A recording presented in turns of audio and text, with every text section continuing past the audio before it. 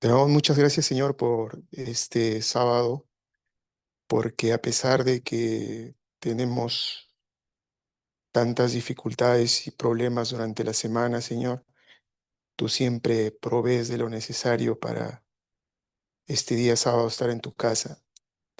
Te damos gracias, Señor, porque nos provees de la satisfacción de nuestras necesidades a su tiempo, porque provees también, Señor, de lo necesario para poder de la mejor forma posible que nosotros podemos como pecadores y como seres imperfectos poder relacionarnos contigo. Te agradezco, Señor, porque esta mañana permites que yo esté aquí delante de tu pueblo, Señor, para poder transmitir lo que tú quieres decir hoy. Te pido que derrames tu Santo Espíritu para que, sobre todos nosotros y especialmente sobre mí, para que pueda decir lo que tú tienes esta mañana para nosotros. Por Jesús te lo pedimos. Amén.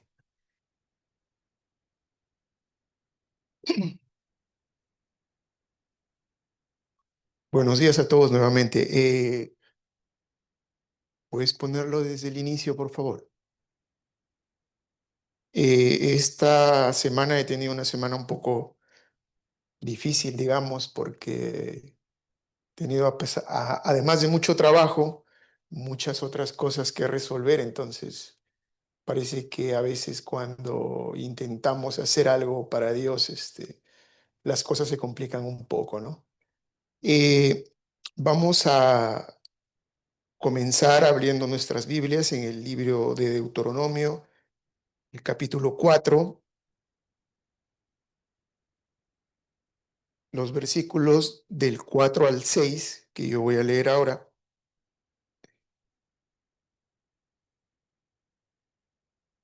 y el 8. Dice lo siguiente: Mas vosotros que seguisteis a Jehová vuestro Dios, todos estáis vivos hoy.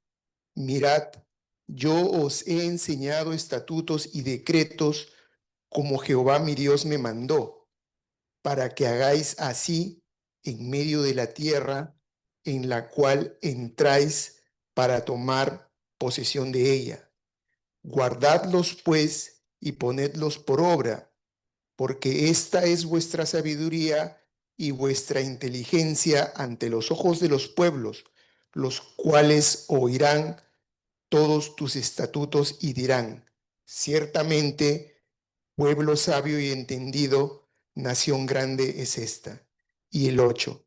¿Y qué nación grande hay que tenga estatutos y juicios justos, como es toda esta ley que yo pongo hoy delante de vosotros? Eh, el, el pueblo judío, la nación judía, finalmente era una nación teocrática. Entonces, esta nación teocrática basaba todo su sistema legal y ejecutivo, por tanto, en las normas que habían sido establecidas en la ley mosaica.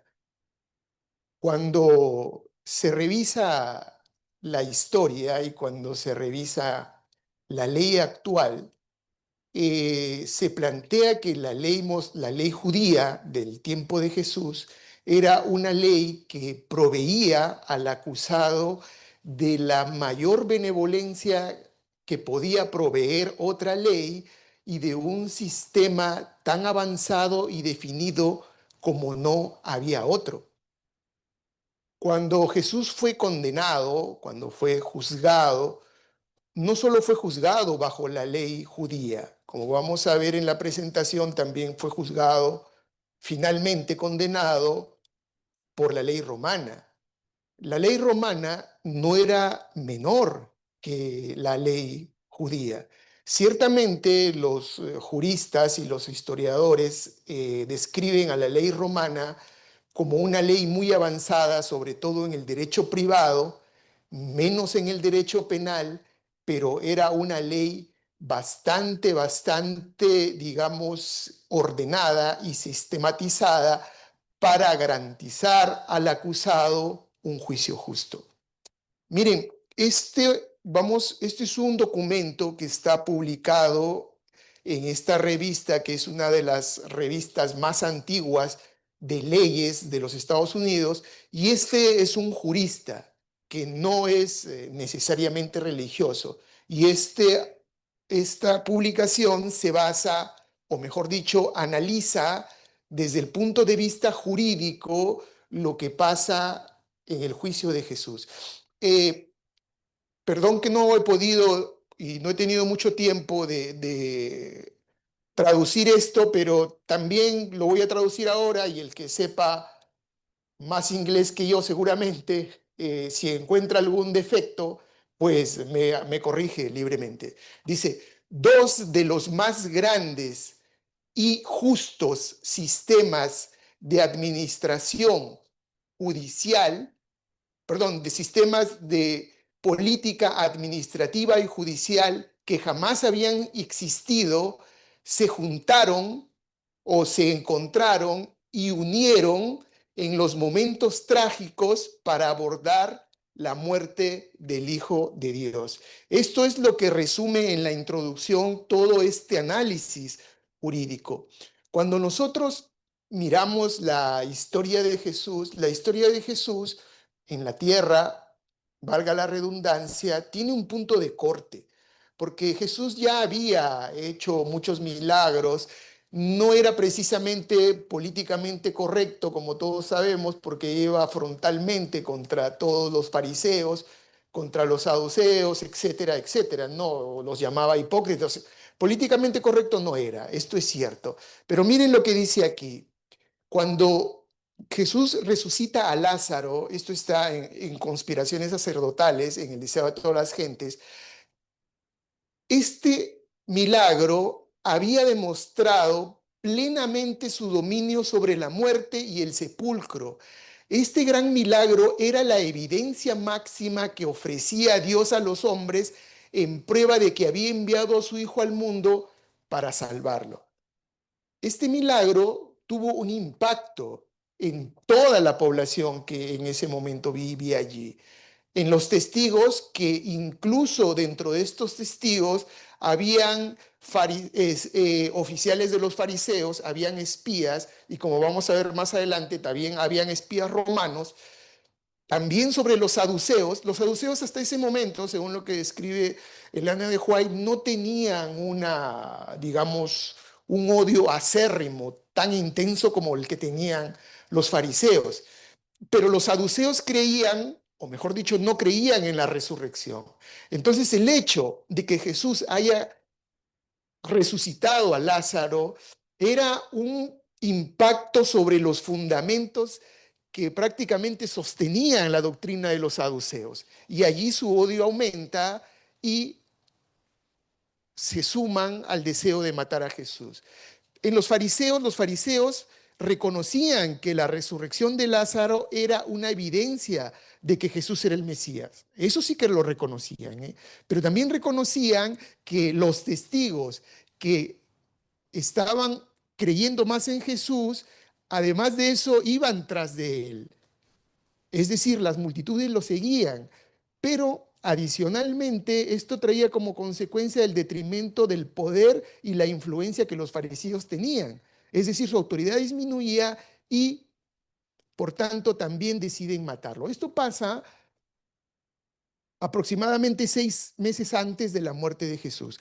Aquí hay una situación que antes de continuar a la otra diapositiva me gustaría que capten de esta diapositiva.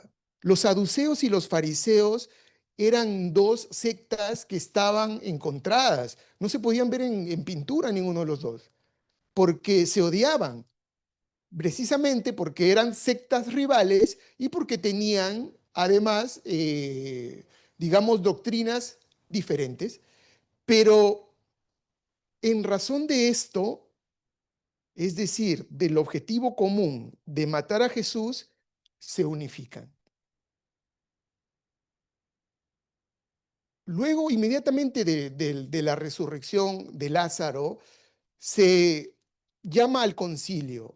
Entonces Caifás uno de ellos, sumo sacerdote aquel año, Caifás, por cierto, era saduceo, como sacerdote aquel año les dijo: vosotros no sabéis nada, ni pensáis que nos conviene que un hombre muera por el pueblo y no que toda la nación perezca.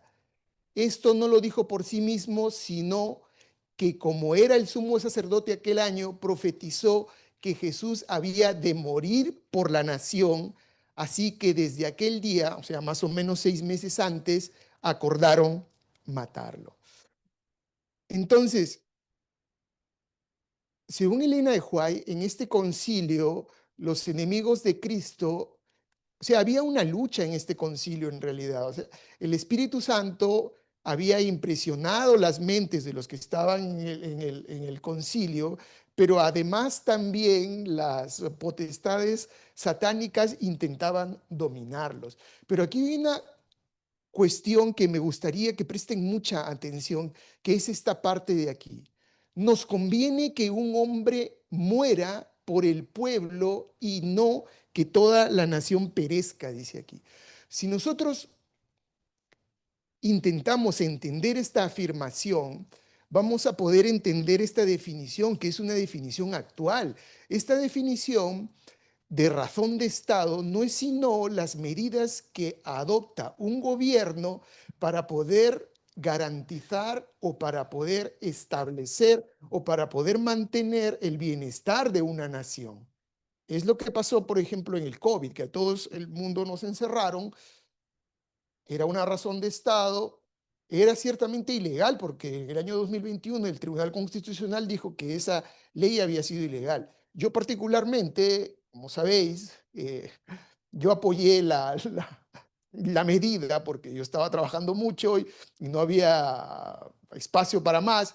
Entonces, a mí me pareció una medida que era bastante, digamos, acertada, porque disminuyeron el número de contagios, etcétera, etcétera. En los hospitales podíamos ascender, etcétera, etcétera. Pero no dejaba de ser una medida ilegal. Y miren lo que dice este periodista en La Razón hace pocos meses. La razón de Estado se utiliza como una justificación para acciones que, aunque puedan contravenir las normas éticas y legales, se consideran necesarias para preservar la continuidad y la supervivencia del Estado. ¿Qué es lo que había pasado en esta conspiración? Según este analista, según este jurista, se había violado esta norma o esta ley que estaba establecida en el derecho judío. Nadie puede ser juzgado o condenado a menos que esté presente. Y aquí, 6 meses antes, en este concilio, Jesús había sido condenado a muerte en su ausencia. Y Nicodemo ya se había opuesto a esto. De hecho, el Juárez dice que en esta reunión no estaba ni Nicodemo, ni José de Arimatea, ni muchos de los que dentro del Sanedrín estaban en favor de Jesús. Y aquí José de Arimatea le dice a Caifás que todo acusado, perdón, Nicodemo le dice a Caifás que todo acusado tiene derecho a un juicio justo. Entonces, bajo la justificación del bienestar del Estado, se comienzan a violar las leyes de un sistema que, como hemos visto hace un momento, o como les he dicho, era un sistema que estaba, digamos, ordenado para poder ser benévolo y sobre todo garantizar la vida. Sigamos. El arresto de Jesús. Entonces la compañía de soldados, el tribuno y los alguaciles de los judíos prendieron a Jesús y le ataron. Miren lo que pasa aquí. Según este jurista, la ley judía decía que ninguna persona puede ser arrestada sin una acusación formal. Y en este caso, Jesús estaba siendo arrestado durante la noche por una turba que, entre otros, no solo era el pueblo, sino los oficiales de los judíos y los mismos sacerdotes del Sanedrín, violando esta ley. Este libro es un libro que si queréis os lo paso, porque lo tengo. Es un libro que me ha impresionado mucho. Yo no lo conocía, lo escuché una vez en una presentación que hizo Mark Finley. Es un libro de este autor, es un periodista que era ateo y que él intenta demostrar que todo lo relacionado con Jesús era mentira. Pero a medida que él iba investigando, él investiga no solamente la Biblia, sino también investiga muchos datos históricos y es un hombre que según se lee muy inteligente, llega a la conclusión, o mejor dicho, cierto, llega a la conclusión o se convierte, tras haber escrito el libro, al cristianismo. Y él, cuando intenta calcular la hora en que este episodio pasó, él considera el hecho que después de la cena, era una cena ya casi nocturna o nocturna, el tiempo en que tarda los discípulos y Jesús en ir al Getsemaní, el hecho de que los discípulos Pedro, Jacobo y Juan se hayan quedado dormidos 3 veces y que Jesús haya regresado, que Pedro era un hombre, perdón, que era un pescador y que estaba acostumbrado a estar despierto durante la noche para pescar.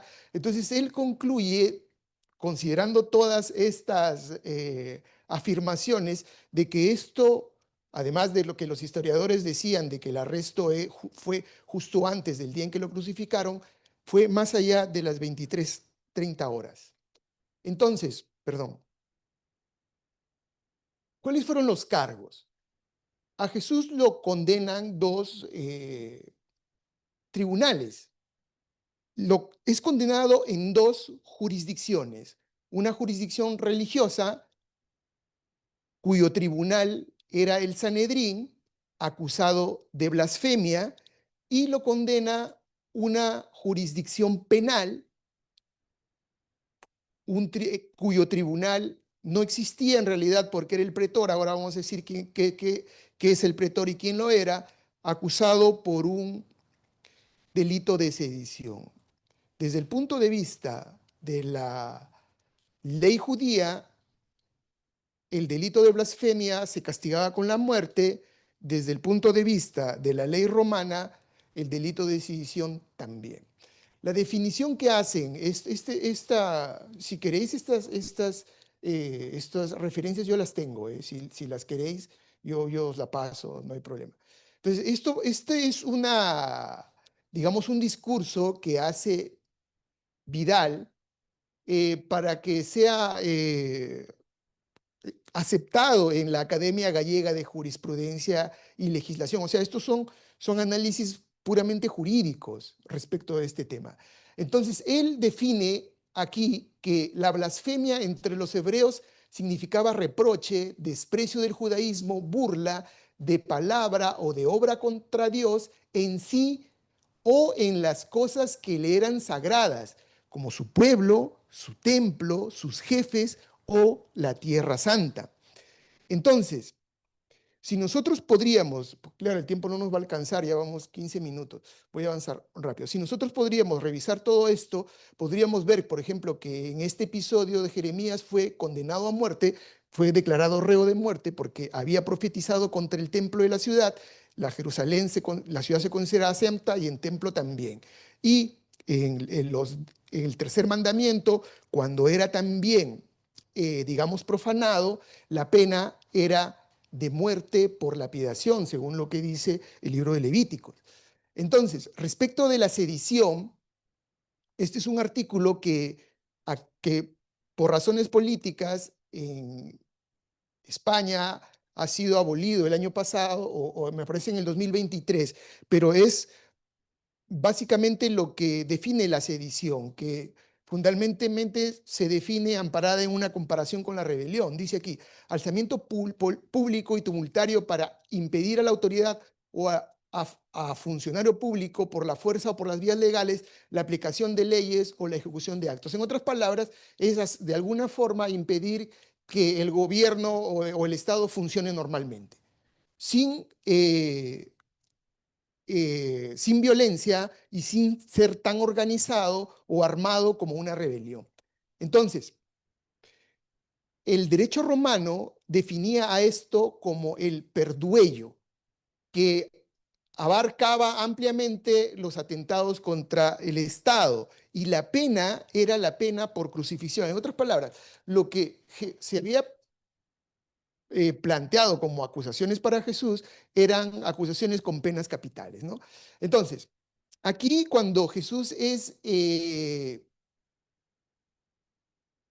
presentado ante Anás, Elena de Huay dice lo siguiente: si se podía probar que Jesús había blasfemado, sería condenado por los judíos. Si se le convencía de decisión, miren, noten que Elena de Huay, porque lo que yo os he dicho hace un momento son analistas jurídicos, historiadores también, pero ella es congruente, o sea, parecía como que si conocía leyes, conocía historia, pues seguramente habría leído también, pero miren lo que dice, ella plantea los dos delitos que acabamos de hablar.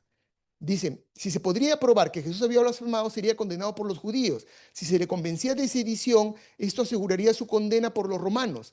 Anás trató primero de establecer la segunda acusación, o sea, la sedición. Pensaba arrancarle alguna declaración que probase que estaba tratando de crear una sociedad secreta con el propósito de establecer un nuevo reino. ¿Por qué creen que lo llevaron a Anás primero?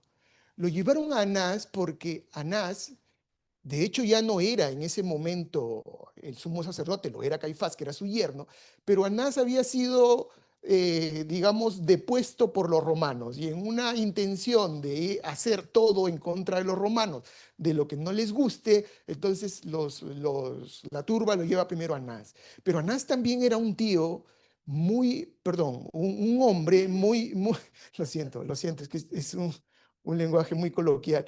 Era un hombre que era muy astuto, según lo que describe Elena de Huay. Y lo que ellos querían eran asegurar la condena.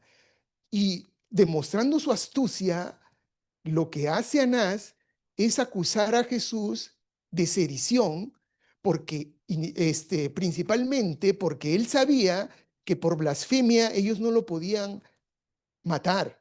No lo podían matar porque ellos vivían bajo el yugo romano. Y legalmente el yugo romano no permitía a los pueblos conquistados, en este caso a Israel, ejercer la pena de muerte. Y es por eso es que Anás principalmente lo acusa de esto. Y miren lo que dice este análisis, seguimos con este autor y además lo dice también Elena de Huay en el capítulo 75 del Derecho a todas las gentes. En los casos de pena capital se requieren como mínimo 21 miembros, pero aquí había solo uno, no había ningún otro más, porque el resto era la turba que lo estaba siguiendo. Y todo hombre es presuntamente inocente hasta que su culpabilidad sea probada. Esto es la presunción de inocencia. Entonces, cuando Jesús le responde a Anás, le responde básicamente que él ya sabía, porque ya lo conocía, porque también tenía espías, uno de la turba, de los oficiales, lo golpea. Entonces lo estaban tratando ya como un criminal. Vayamos al juicio religioso. Miren, y prendiéndole, le llevaron y le condujeron a la casa del sumo sacerdote. Hemos visto que el día era un viernes de Pascua, un viernes festivo, la hora era la madrugada del viernes, o sea, era nocturno, y a donde lo llevan es al patio de Caifás. Miren lo que decía la legislación en este momento. Los juicios de pena capital deben comenzar y terminar durante el día y no ser celebrados en días festivos.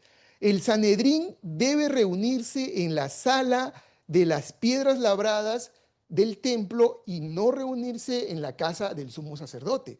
Eso es lo que decía, estas son las referencias de donde le he sacado. Si queréis, luego les puedo pasar la presentación también. Entonces, todo lo ilegal que representaba este juicio estaba a la luz con la justificación del bienestar del Estado. Entonces, las acusaciones, como hemos visto hace un momento, eran proponer la destrucción del templo y atribuirse el ser hijo de Dios. Entonces, miren lo que dice aquí, porque muchos decían falso testimonio contra él, mas sus testimonios no concordaban. Entonces, levantándose unos, dieron falso testimonio contra él diciendo: nosotros le hemos oído decir, yo derribaré este templo hecho a mano y en 3 días edificaré otro hecho sin mano. Pero ni aún así concordaban en el testimonio. O sea, aquí lo que caracteriza y lo que resalta Marcos en esta narración es la falsedad de los testimonios de todos los testigos. Miren lo que dice Deuteronomio respecto de la falsedad de los testimonios de los testigos. Dice: deben ser castigados con la misma pena solicitada para el acusado. Estos testigos eran testigos pagados. Probablemente los testigos no sabían que si ellos, o sea, que les estaban pagando para arriesgar sus vidas, pero probablemente tampoco no se les habría hecho nada, ¿no? ¿Qué pasaba con los testigos verdaderos? Mínimo 2 testigos verdaderos. Y aquí es una afirmación muy importante que Jesús habla sobre la ley vigente en ese tiempo, vigente en el tiempo en que él vivía, y la compara con la testificación que él y su padre hacen de sí mismo. O sea, él incluso digamos, se adapta bastante firmemente o muy cercanamente o estrictamente, mejor dicho, a esta ley de los 2 testigos. ¿Cuál era el origen de la acusación del templo? Era el que está descrito aquí en Juan 18:19. Respondió Jesús y les dijo: destruid este templo y en 3 días lo levantaré. Destruid este templo, él se refería precisamente a él mismo. Claro, vosotros lo sabéis porque tenéis la Biblia, pero la Biblia en ese tiempo no estaba escrita, los evangelios no estaban escritos. El evangelio de Mateo se escribió en el año 50 más o menos, el evangelio de Marcos más o menos en el año 60, el de Lucas en el año 70 y el de Juan más o menos en los años 90 a 100. No había en ese momento los evangelios, pero se podía deducir lo siguiente de esta afirmación, de que Jesús estaba hablando de que quienes iban a hacer la destrucción del templo se refería como la segunda persona del plural, o sea, decía, vosotros destruiréis el templo, no yo, ¿no?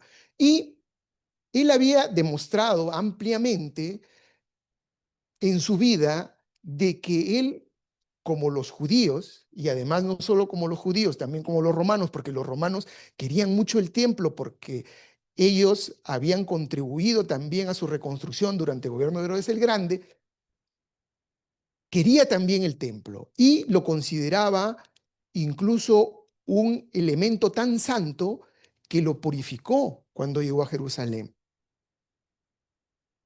Miren, la otra, digamos, acusación del atribuirse el ser hijo de Dios se refleja claramente aquí. Mas Jesús callaba. Entonces el sumo sacerdote, o sea, Caifás, le dijo: te conjuro por el Dios viviente, que nos digas si eres tú el Cristo, el Hijo de Dios. Jesús le dijo: tú lo has dicho, y además os digo que desde ahora veréis al Hijo del Hombre sentado a la diestra, de Daniel 13, sentado a la diestra del poder de Dios y viniendo en las nubes de los cielos. Entonces el sumo sacerdote rasgó sus vestiduras diciendo: ha blasfemado. ¿Qué más necesidad tenemos de testigos?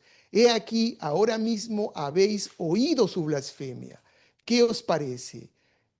Y respondiendo ellos dijeron: es reo de muerte. Miren lo que dice Elena de White respecto de este episodio. Esto lo dice en el capítulo ante Anás y Caifás del deseo a todas las gentes. Cristo no podía callar ante esta demanda porque había sido conjurado por Dios. Había tiempo en que debía callar y tiempo en que debía hablar. No habló hasta que se le interrogó directamente. Sabía que al contestar ahora aseguraría su muerte, pero la demanda provenía de la más alta autoridad reconocida en la nación y en el nombre del Altísimo, Cristo no podía menos que demostrar el debido respeto a la ley. Más que esto, su propia relación con el Padre había sido puesta en tela de juicio. Debía presentar claramente su carácter y su misión. Mientras contestaba, tú lo has dicho, una luz celestial parecía iluminar su semblante pálido. Por un momento, la divinidad de Cristo fulguró a través de su aspecto humano. El sumo sacerdote vaciló bajo la mirada penetrante del Salvador.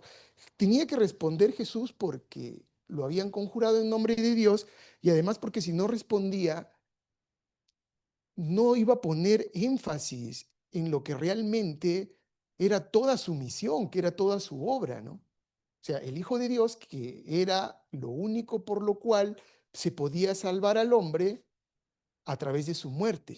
Pero si nosotros hasta ese momento, hasta el momento del juicio, revisáramos todo lo que había escrito, que seguramente muchos de los sacerdotes lo sabían porque eran doctores de la ley, si revisaban todo lo mucho que había estado escrito hasta ese momento y que se había cumplido en la vida de Jesús, era, digamos, bastante, ¿cómo digo? Estaba bastante documentado de que al menos Jesús cumplía con lo que la Biblia decía acerca de él. Miren, esto lo dice Elena de White, no lo he encontrado yo en otro de los analistas, de los juristas, pero esto lo dice ella. Miren, también en el mismo capítulo. El sumo sacerdote no debía rasgar sus vestiduras. La ley levítica lo prohibía bajo la sentencia de muerte, y eso es lo que dice Levítico, si lo queréis leer. Él mismo estaba cometiendo blasfemia. Estando él mismo bajo la condenación de Dios, pronunció sentencia contra Cristo como blasfemo. O sea, cuando Caifás rasga sus vestiduras, Caifás automáticamente deja de ser digno de ser el sumo sacerdote. Lo que pasa es que en ese tiempo, eso también lo dice Elena White, en ese tiempo habían hecho muchas leyes derivadas. Vosotros sabéis, ¿no? Por ejemplo, el de no caminar más de 1000 pasos en el sábado, el de no recoger espigas, etcétera, etcétera. Y una de esas leyes que habían, digamos, distorsionado los fariseos y compañía, era de que en la situación en que había una blasfemia contra Dios, el sumo sacerdote sí podía rasgarse las vestiduras. Pero era una ley que derivaba, digamos, de la interpretación que a su gusto ellos hacían usualmente.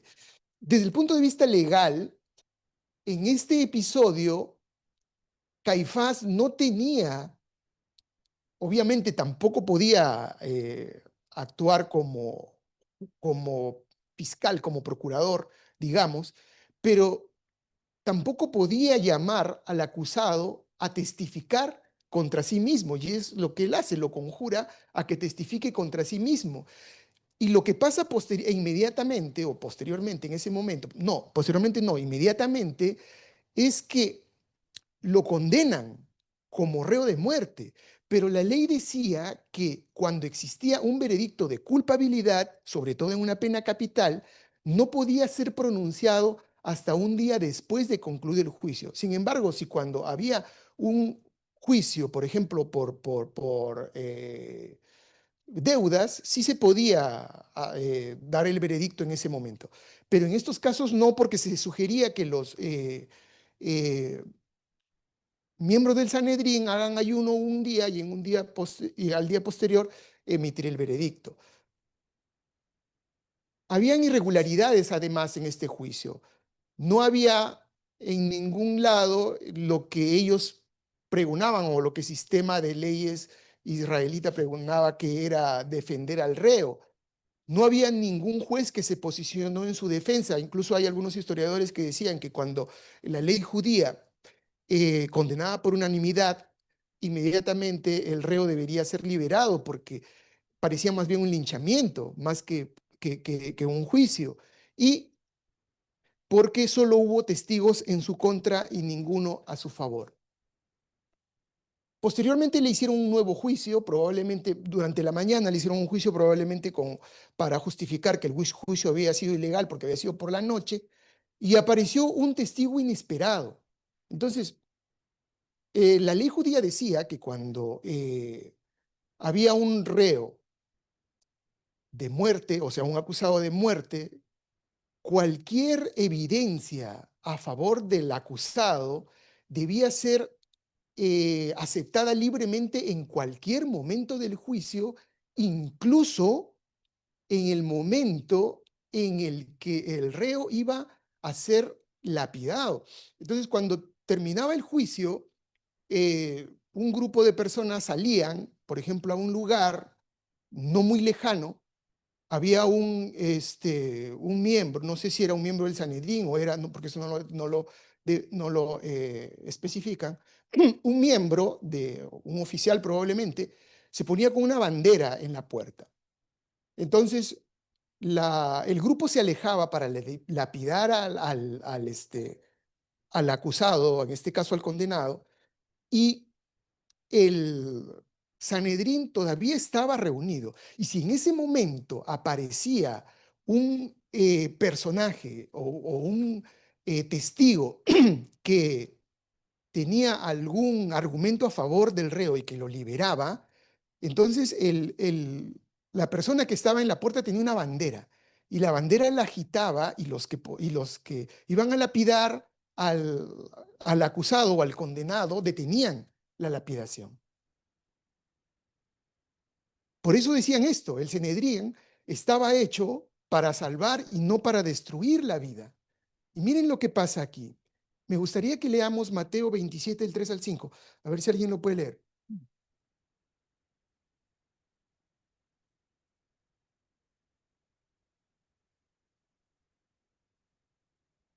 Voy a- 20. Mateo 27, del 3 al 5.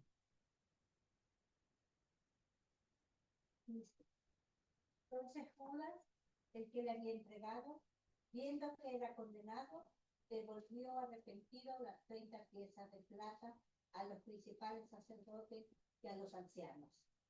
Y diciendo, yo he pecado entregando sangre inocente.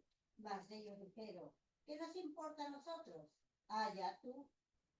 Y arrojando las piezas de plata en el templo, salió y fue y se ahorcó. Miren lo que dice respecto a este episodio de Elena de White. Cuando el juicio se acercaba al final, Judas no pudo ya soportar la tortura de su conciencia culpable. Imagínense la escena, ¿vale?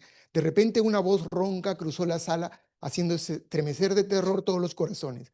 Es inocente, perdónale, oh Caifás. Se vio entonces a Judas, hombre de alta estatura, abrirse paso a través de la muchedumbre asombrada.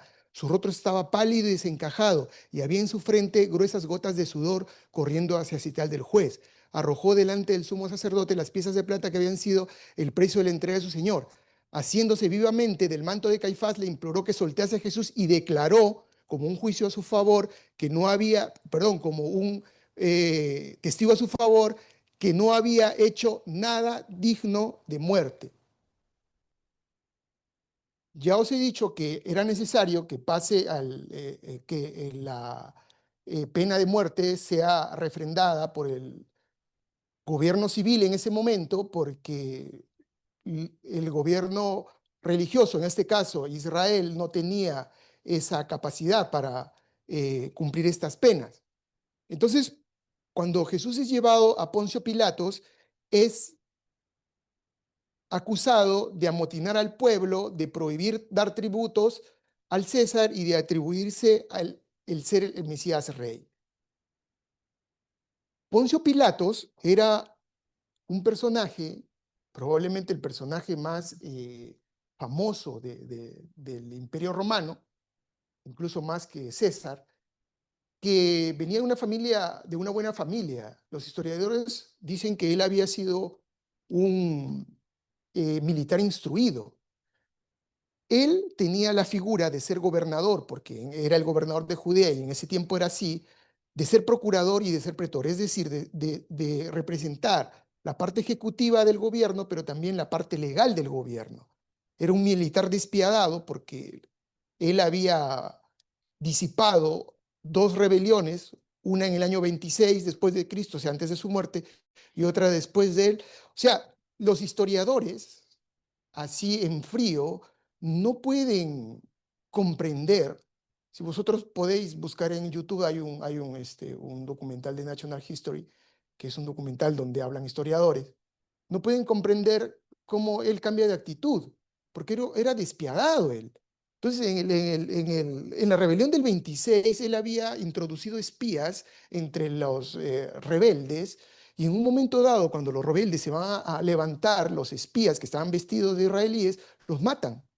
Entonces, era tal su rebeldía que cuando él disipa la revuelta del año 36, es depuesto de sus funciones porque Tiberio César, que según los historiadores Tácito y otro historiador, Sueteo creo que se llama, lo habían calificado como un monstruo a Tiberio César, o sea, al emperador que estaba sobre Pilatos.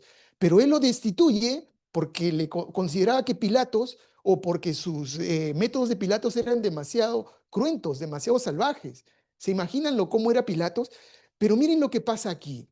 Miren lo que dice Elena de Huay en este capítulo. Nunca antes había comparecido ante él un hombre que llevase rasgo de tanta bondad y nobleza. En su cara no vio vestigios de culpabilidad ni expresión de temor, ni audacia o desafío. Vio un hombre de porte sereno y digno, cuyo semblante no llevaba los estigmas de un criminal, sino la firma del cielo.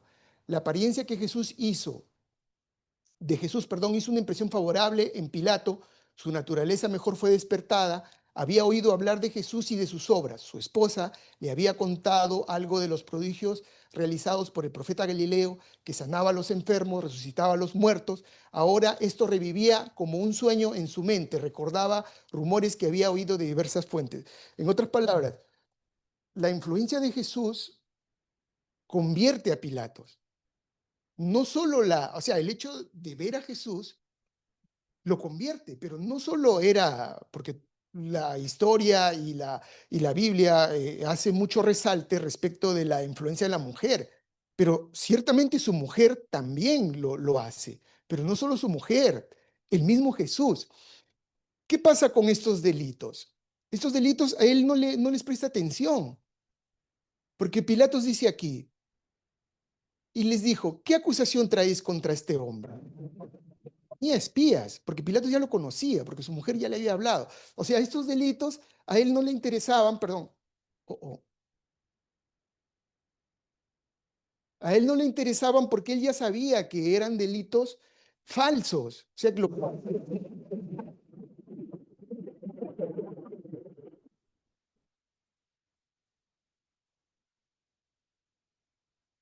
el pretorio, perdón, Pilato, y llamó a Jesús y le dijo, ¿eres tú el rey de los judíos?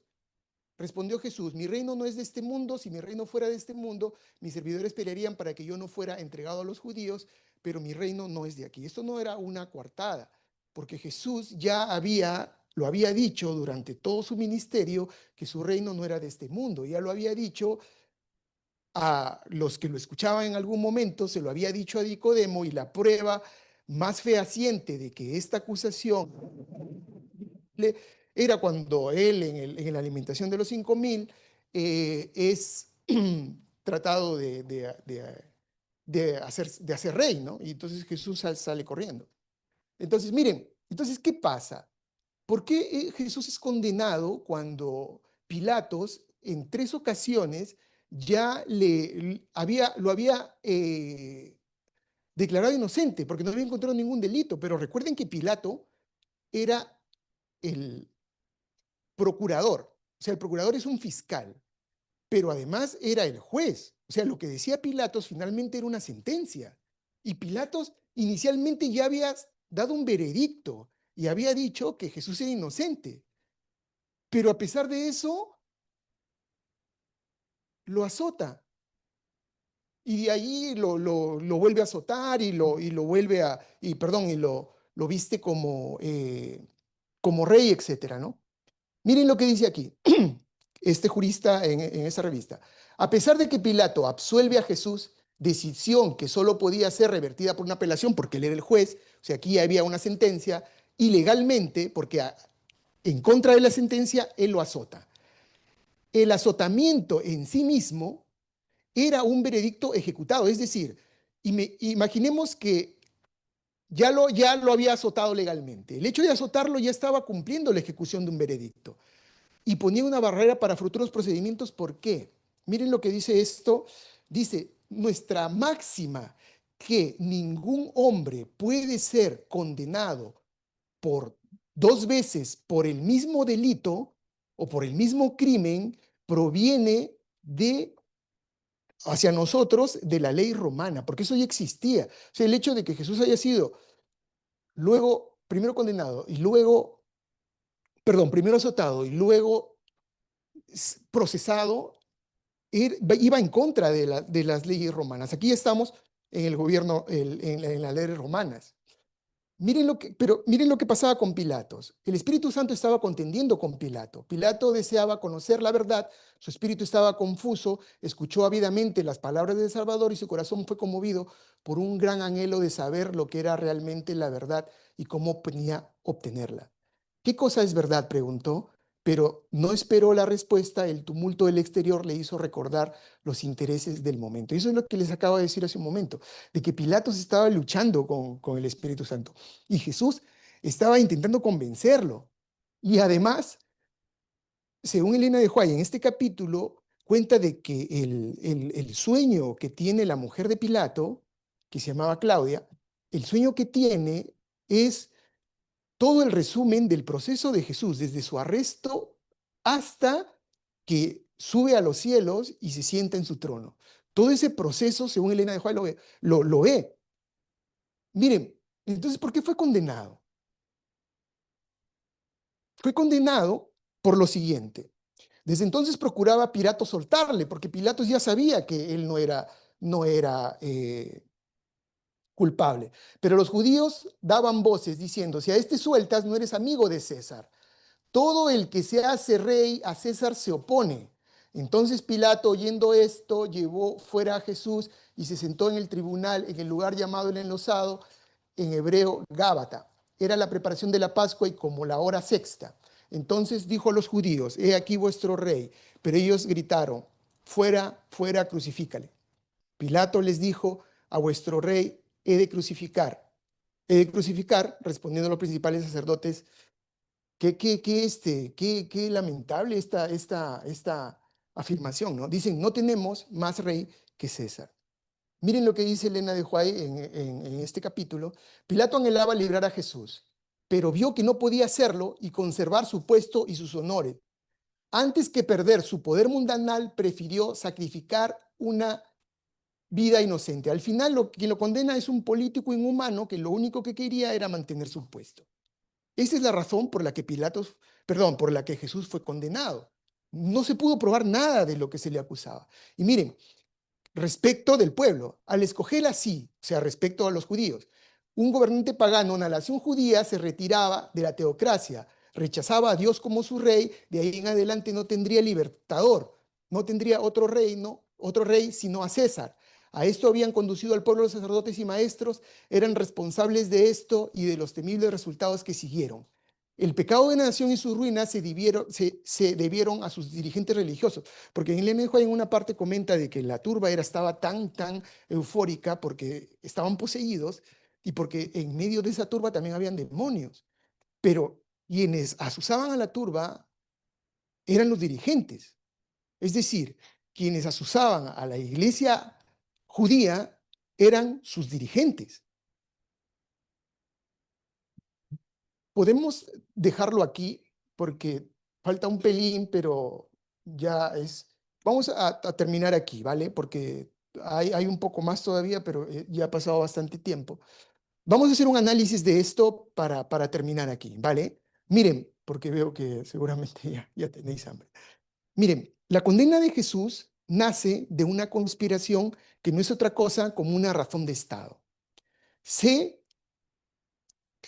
enjuicia a Jesús en una jurisdicción religiosa que equivale a otra cosa, no a otra cosa que sea la Inquisición. El tribunal que lo hace es un tribunal religioso que finalmente resulta de la unificación de sectas, porque eran los saduceos, eran los fariseos y algunos otros. Por otro lado, necesitaban al pretor, porque era así en ese tiempo, o sea, a un poder civil. En otras palabras, Jesús fue condenado por una institución que resultaba del poder religioso más el poder civil.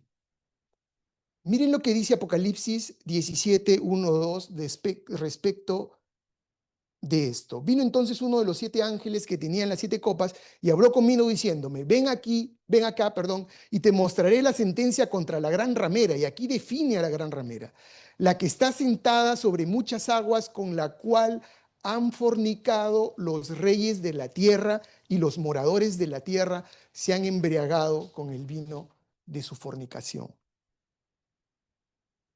Por su alejamiento del Señor y su alianza con los paganos, la iglesia judía se transformó en ramera.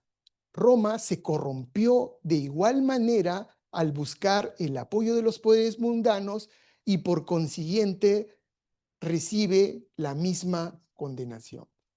¿Puedes poner la última diapositiva, por favor? Porque ya no hay tiempo. Hay algunas otras cosas aquí, pero veo que el tiempo no alcanza, lamentablemente.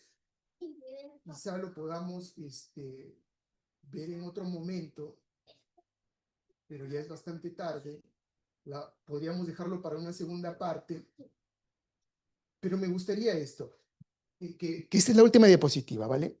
Cuando nosotros analizamos este evento, este juicio, Elena de White tiene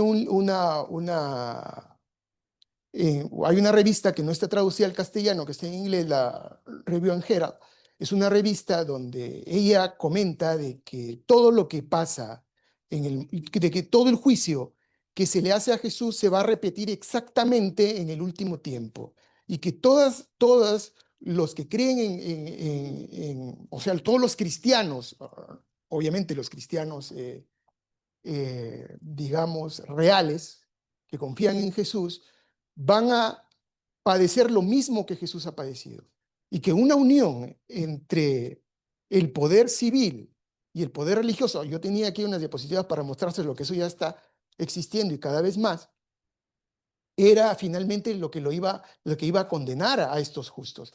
Entonces, nosotros podemos ver que todo esto es no sino una demostración de el gran sufrimiento, el gran dolor y el horrendo y grotesco mal que existe en el mundo. Entonces yo escuché hace un momento, porque estaba arreglando las diapositivas, escuché lo de la lección de esta semana que estaban hablando aquí, que sobre el origen del dolor también, ¿no?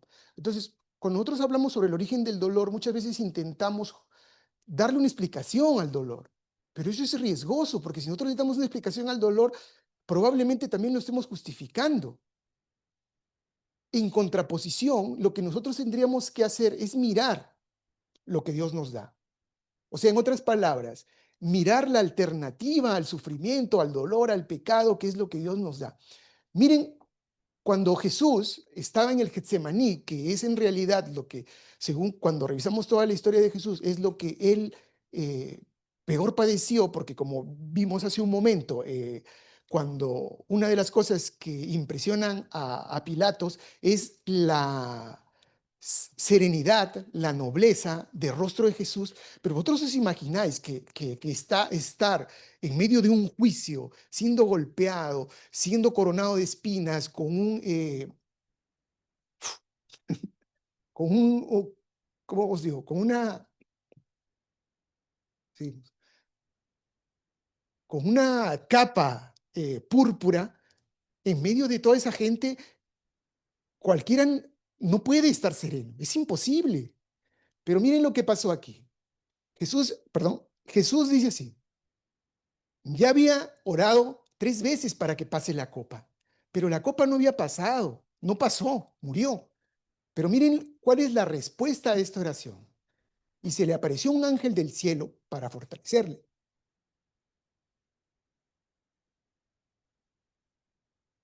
y estando en agonía, oraba más intensamente. Y era su sudor como grandes gotas de sangre. Esto está muy cercano. Miren lo que dice ahora. El ángel de Jehová acampa alrededor de los que le temen y los defiende. Gustad y ved que es bueno Jehová. Dichoso el hombre que confíe. Que Dios bendiga.